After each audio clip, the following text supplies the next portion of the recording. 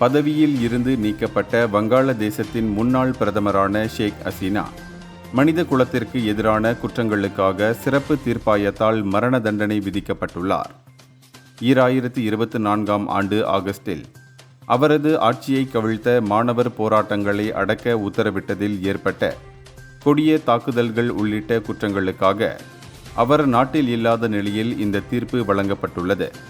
மிகவும் எதிர்பார்க்கப்பட்ட நேரடி ஒளிபரப்பு தீர்ப்பில் ஹசீனா தூண்டுதல், கொலைகளுக்கு உத்தரவிடுதல் மற்றும் கொடுமைகளை தடுக்க தவறியது போன்ற குற்றங்களுக்காக குற்றவாளி என நிரூபிக்கப்பட்டார்.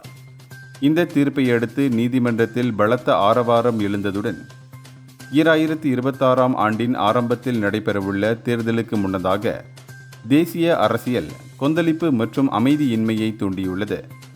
தற்போது வெளிநாட்டில் இருக்கும் ஹசீனா இந்த நீதிமன்றத்தை அங்கீகரிக்க மறுப்பதுடன் இந்த நடவடிக்கைகளை ஒரு சட்டவியல் நகைச்சுவை என்றும் மேலும் ஏற்கனவே தீர்மானிக்கப்பட்ட முடிவு என்றும் கண்டித்துள்ளார்.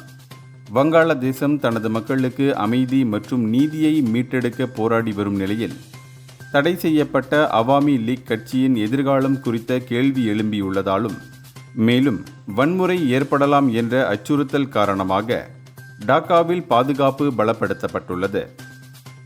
இந்தியர்களின் இதய குரல் மக்களோசை.